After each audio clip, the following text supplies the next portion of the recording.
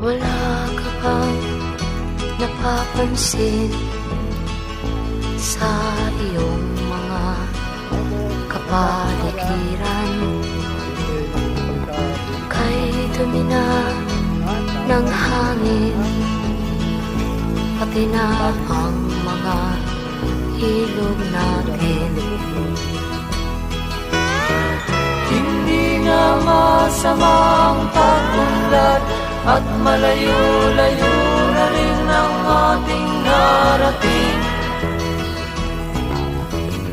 Ngunit masdan mo ang tubig sa dagat, dati kulay asul, ngayon'y naging itim.